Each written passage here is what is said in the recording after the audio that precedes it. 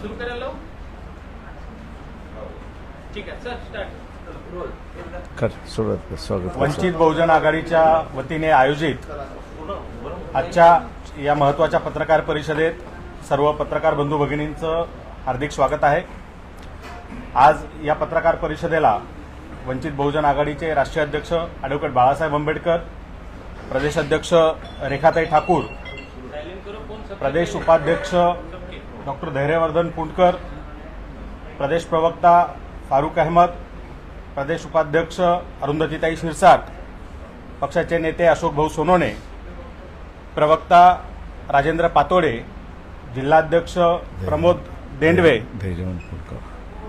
आणि मी स्वतः सिद्धार्थ मोकळे अशी सर्व राज्यकार्यकारिणी आणि जिल्हा पदाधिकारी या ठिकाणी उपस्थित आहेत.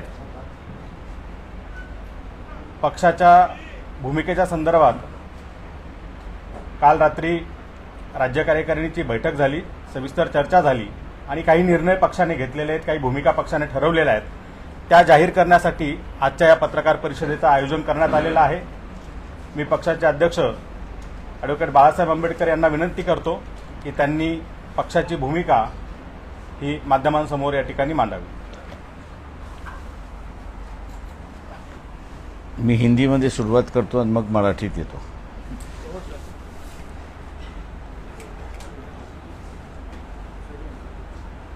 कल महाराष्ट्र स्टेट कमेटी की बैठक हुई. उस बैठक में कुछ निर्णय हुए कि जिसकी मैं जानकारी आपको दूंगा, लेकिन उसके पहले कल जो है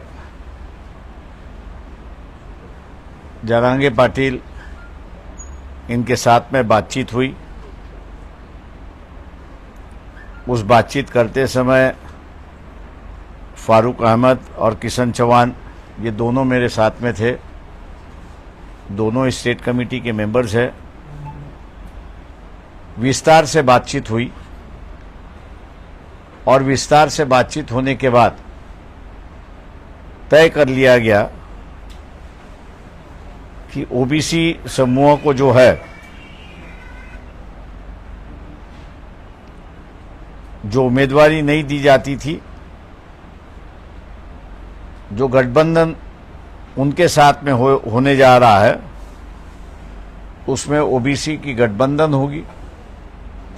दूसरा जो है मुस्लिम समुदाय जो समाज है उनको उम्मीदवारी नुमाइंदगी दी जाएगी. जैन समाज को भी वैसे उम्मीदवारी दी जाएगी. बदलाव की जो राजनीति है, उस बदलाव के राजनीति को नए आयाम से शुरुआत करना, ऐसी वहां पर चर्चा हुई. और ज्यादा से ज्यादा उम्मीदवार जो है वो गरीब समाज से हो और उनको ही अपन लोग आगे लाएंगे, ऐसी एक परिस्थिति हुई. पहले फेज के जो उम्मीदवार है वंचित के जो है, उनका समर्थन जरांगे पाटिल का है. 30 तारीख को जो है उन्होंने अपने संगठन के माध्यम से, अपने लोगों के माध्यम से इलेक्शन में किस तरह हिस्सा लेना और उसमें क्या भूमिका लेना, इस पर जो लोगों से राय मांगी है, इसलिए उन्होंने कहा कि 30 तारीख तक अपन इसका फैसला ना करें तो अच्छा है. उस बात को हम लोग ने मान लिया है और 30 तारीख के बाद जो सीटें अभी हम लोग यहां पे अनाउंस करेंगे, बाकी की सीटों पर जो है दोनों मिलके फैसला करेंगे, ऐसी एक परिस्थिति है. दोनों की तरफ से किसी भी कैंडिडेट को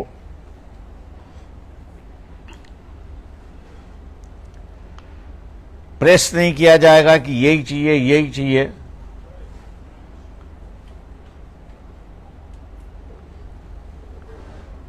लेकिन जो साफ सुथरी है, गरीब है, और उम्मीद रखते हैं कुछ करने का, इन्हीं क्राइटेरिया पे जो है वो उम्मीदवारी वहां पर दी जाएगी।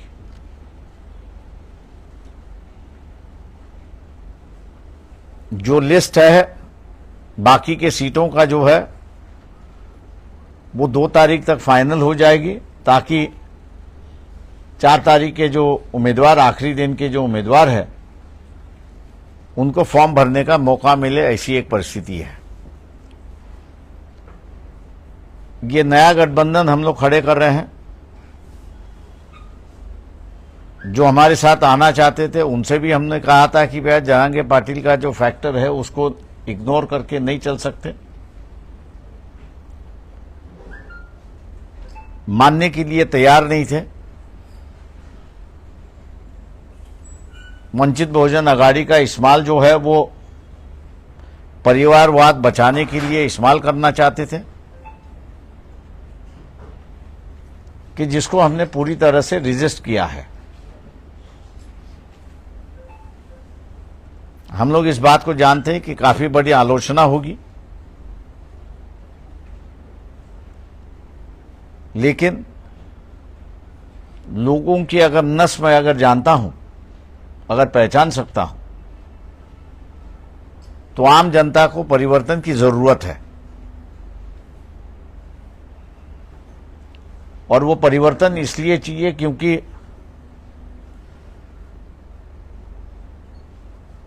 एमएसपी प्राइस जो है किसानों के लिए, जो एमएसपी प्राइस सबसे लाभदायक है ऐसा मैं कहता हूं, उसका कानून बनना चाहिए।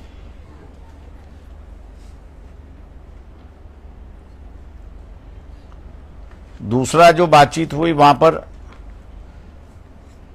एग्रो इंडस्ट्री, कॉटेज और एग्रो इंडस्ट्री, इसको बढ़ावा देने की जरूरत है, जिससे एम्प्लॉयमेंट और ग्रामीण उद्योजक उससे निर्माण हो। ऐसे कई प्रोग्राम जो है जिन पे चर्चा हुई, सकारात्मक चर्चा हुई, और हम लोग ये मान के चलते हैं कि ये जो जरांगे पाटिल और उनके संगठन के साथ का मेलजोल जो है, क्योंकि मैं समझौता नहीं कह सकता हूं, क्योंकि उन्होंने कोई पार्टी बनाई नहीं है, ना बनाना वो चाहते हैं। इसलिए ये जो सामाजिक गठबंधन हो रहा है, जिसको हम लोग एक राजनीतिक आयाम देने जा रहे हैं, लोग इसको स्वीकारेंगे और बदलाव का जो माहौल है, आज भी जो है खरीद फरोश यहां से वहां चलने की उम्मीद पूरी तरह से चली है। हम लोग ये मान के चलते हैं कि इस समझौते के माध्यम से एक नई राजनीतिक शुरुआत होगी, नीतिमत्ता की राजनीति वहां पे शुरुआत होगी, मूल्यों की राजनीति शुरुआत होगी, और आम आदमी के सवालों को एड्रेस करने की राजनीति यहां पे शुरुआत होगी। ऐसा उम्मीद हम लोग करके चलते हैं। मैं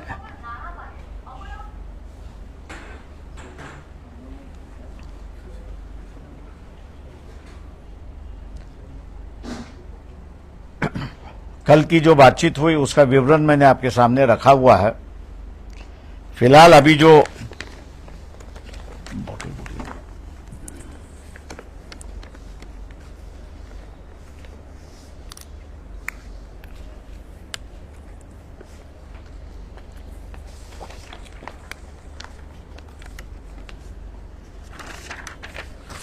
फर्स्ट फेज के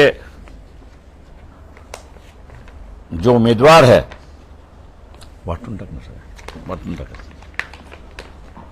उस पे भंडारा गोंदिया से संजय गजानन केवट दीवर समाज से है, गढ़चिरौली चिमूर संजय गजानन केवट दीवर समाज से है, केवट। गढ़चिरौली चिमूर में से हितेश पांडुरंग मडावी, हितेश पांडुरंग मडावी गोंड समाज से है। चंद्रपुर से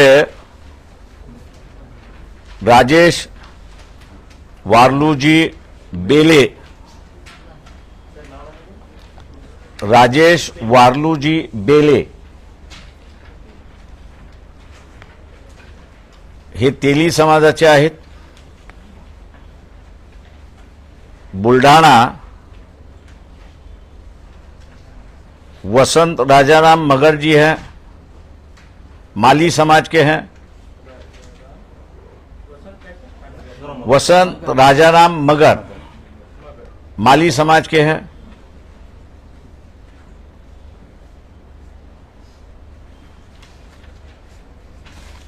अकोला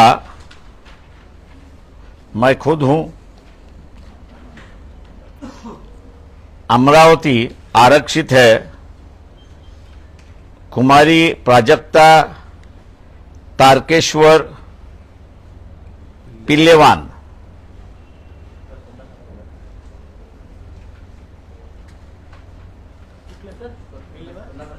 पिल्लेवान कुमारी Prajakta Tarkeshwar पिल्लेवान।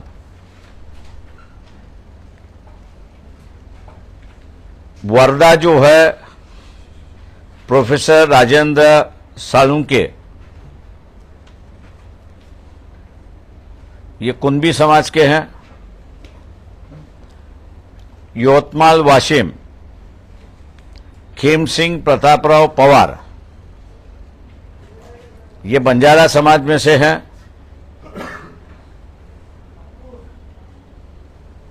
Parliamentary constituency number 10 जो नागपुर की है, उस नागपुर के कॉन्स्टिट्यूंसी में इंडियन नेशनल कांग्रेस इनका समर्थन हम लोग कर रहे हैं।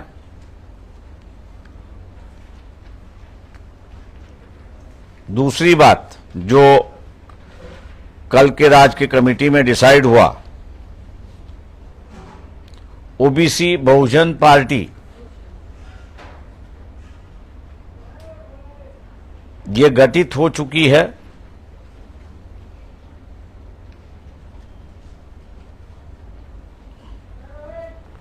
और सांगली पार्लियामेंट्री कॉन्स्टिट्यूंसी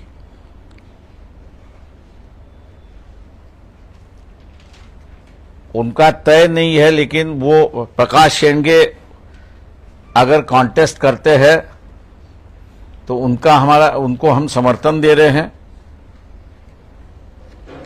वैयक्तिक त्यांना कंप्लीट होतं। और रामटेक कॉन्स्टिट्यूंसी के जो उम्मीदवार है पार्टी की ओर से, उनकी अनाउंसमेंट आज शाम को 4 बजे की जाएगी।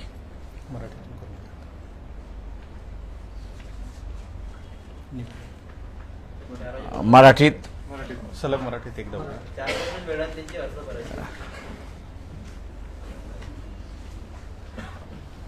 वंचित बहुजन आघाडी राज्य कमिटीची काल बैठक झाली आणि त्या बैठकीमध्ये असणारा महत्त्वपूर्ण निर्णय त्या ठिकाणी घेण्यात आले। त्या निर्णयाकडे मी असणारा नंतर येतो, परंतु जे आमच्याबरोबर समझोता करायला उत्सुक होते त्यांना आम्ही म्हणालो होतो की जरांगे पाटील या फॅक्टर आपण लक्षात घेतला पाहिजे, पण दुर्दैवाने तो फॅक्टर काही लक्षात घेतला नाही आणि म्हणून काल जरांगे पाटील आणि पक्षाच्या नेत्यांची, मी आणि फारुक अहमद आणि किसन चव्हाण अशी बैठक झाली आणि या बैठकीमध्ये पहिल्या फेजची निवडणूकचा अर्ज आज संपतोय, पण दुसऱ्या फेज पासूनचं जे आहे त्याच्या संदर्भातली असणारी चर्चा ही 31/1 आणि 2ला पूर्ण करायचं असं त्या ठिकाणी निर्णय झाला. चर्चेच्या दरम्यान शेतकऱ्यांचा आणि बेरोजगारांचा प्रश्न आणि विशेष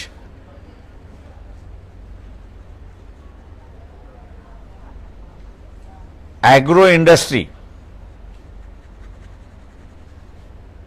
याला प्राधान्य कसं द्यायचं आणि ग्रामीण भागातून उद्योजक आणि व्यवसाय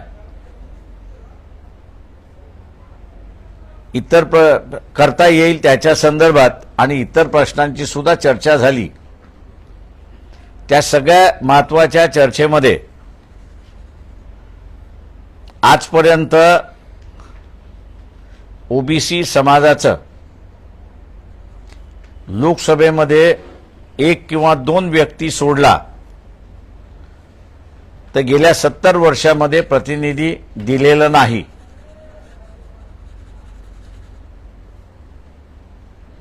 तेव्हा यावेळेस ओबीसी भटके विमुक्त हा फॅक्टर लक्षात घेता या समूहातून उमेदवारी द्यायची आणि त्यांना जिंकूनही आणायचं. दुसरा, बीजेपीने जे मुस्लिमांचं आयसोलेशनचं राजकारण सुरुवात केलंय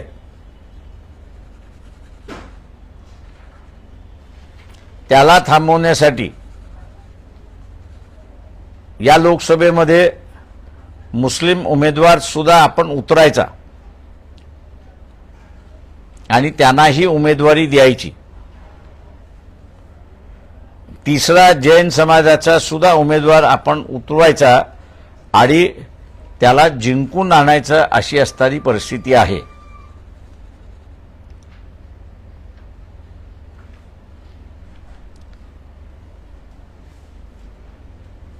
महाराष्ट्रामध्ये उपेक्षितांची, वंचितांची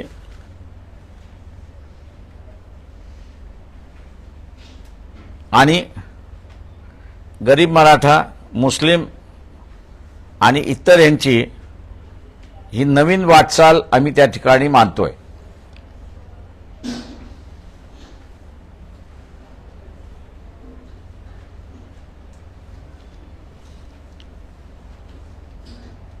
या वाटचालीला समूह पाठिंबा देईल अशी अपेक्षा आम्ही त्या ठिकाणी धरतोय.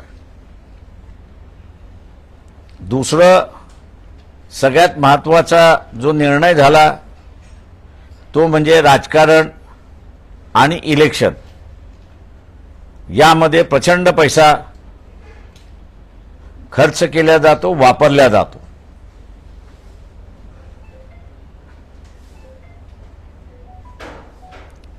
आणि त्यामुळे निवडून गेल्याची बांधिलकी ही मतदाराबरोबर राहत नाही, तर त्याला ज्यांनी डोनेशन दिलं त्याच्याशी त्याची बांधिलकी होते. ही परिस्थिती होऊ नये म्हणून गावागावानेच आणि कार्यकर्त्यांनी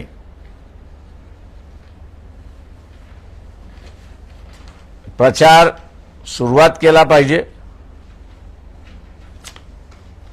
शासनाने नेमून दिलेल्या खर्चाच्या मर्यादेच्या आतमध्येच किंवा त्याच्यापेक्षा अर्ध्या खर्चामध्ये या निवडणुका पार पडतील असं प्रयत्न आमच्याकडून त्या ठिकाणी होणार आहे. पैशाचा रोल हा इलिमिनेट करता येणार नाही, पण मिनिमाइज करण्याची कालचा निर्णय आमचा त्या ठिकाणी झाला, जेणेकरून इंग्रजीमध्ये ज्याला डिझर्विंग उमेदवार आपण म्हणतो त्याला उमेदवारी मिळेल आणि आज जे आयाराम गयारामाचं जे राजकारण आहे, मला इथे उमेदवारी मिळाली नाही तर मी त्या पक्षामध्ये जातो, हे आपल्याला असताना थांबवता येईल अशी परिस्थिती आहे. तेव्हा हे जे निर्णय झाले कालच्या बैठकीमधले जरांगे पाटील यांच्याबरोबरचे, ते मी आपल्यासमोर या ठिकाणी मांडलेले आहेत. दुसऱ्या बाजूस कालची जी बैठक झाली, त्या बैठकीमध्ये मी आतापर्यंत आपल्याला जे सांगितलं त्याच्यावरती सुद्धा चर्चा झाली आणि आपण हे पुढे घेऊन गेलो पाहिजे असा निर्णय त्या ठिकाणी झाला. दुसरं, पहिल्या फेजमधले जे उमेदवार आहेत त्यांची नावंही निश्चित करण्यात आलेली आहेत. भंडारा गोंदिया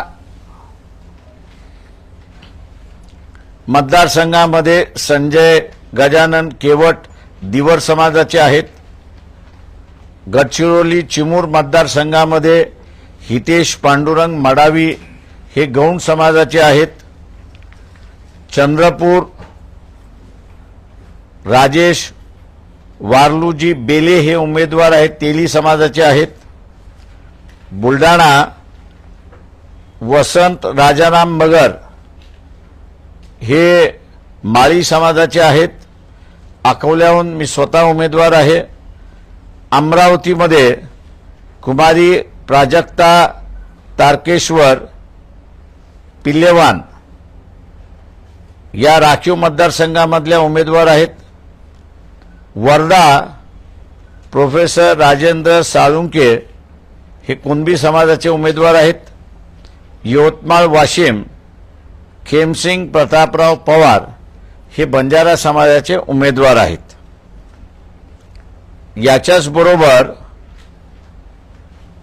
ओबीसींची असणारी जो नवीन पक्ष स्थापन झालेला आहे, ओबीसी बहुजन पार्टी, त्यांनी आम्हाला मध्यंतरी कळवलं होतं की सांगली मतदारसंघामध्ये प्रकाश शेंडगे हे लढतील. ते जर लढले तर त्यांचा आमचा पाठिंबा त्या ठिकाणी राहणार आहे. दुसरं, रामटेक मतदारसंघ जो आहे, या रामटेक मतदारसंघातला उमेदवाराचं नाव हे आम्ही 4 वाजता घोषित त्या ठिकाणी करणार आहोत. त्याच्यातला महत्त्वाचा निर्णय काल जो झाला तो म्हणजे नागपूर पार्लमेंटरी कॉन्स्टिट्युन्सीमध्ये काँग्रेस पक्षाचे म्हणजे इंडियन नॅशनल काँग्रेस पक्षाचे जे उमेदवार आहेत पार्लमेंटरी कॉन्स्टिट्युन्सी 10 नागपूर, त्यांना वंचित बहुजन आघाडीचा पाठिंबा आहे. माझं निवेदन संपलेलं आहे. प्रश्न उत्तर आज नाहीत. प्रश्न आज नाही. प्रश्न आज नाहीत. प्रश्न आज नाहीत.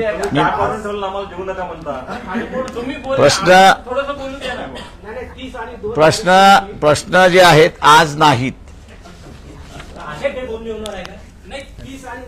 आज जे आहे ते एवढंच जाऊ द्या. पक्षाने घेतलेले जे निर्णय आहेत ते निर्णय लोकांपर्यंत जाऊ द्या. ते लोकांपर्यंत पक्षाचे प्रश्न जे आहेत, उद्यापासून तुम्ही आणि मी याच शहरात आहोत तेव्हा आपण ते घेऊ शकतो. थँक्यू. गठबंधन है ये टूट गया, ये चल रहा है कि वेट एंड वॉच है. मी thank you very much. Thank you very much. आज या ठिकाणी पत्रकार परिषदेला उपस्थित असलेल्या काय समजावं सर, सर्व आम्ही काय समजावं? पत्रकार बांधवांचे आम्ही समजावं का? आभार मानतो आणि सर्वांना विनंती करतो की पक्षाने रात्री उशिरापर्यंत बैठक घेऊन जे निर्णय घेतलेले आहेत ते जनतेपर्यंत पोहोचणं गरजेचं आहे आणि आमचं माध्यम तुम्ही आहात.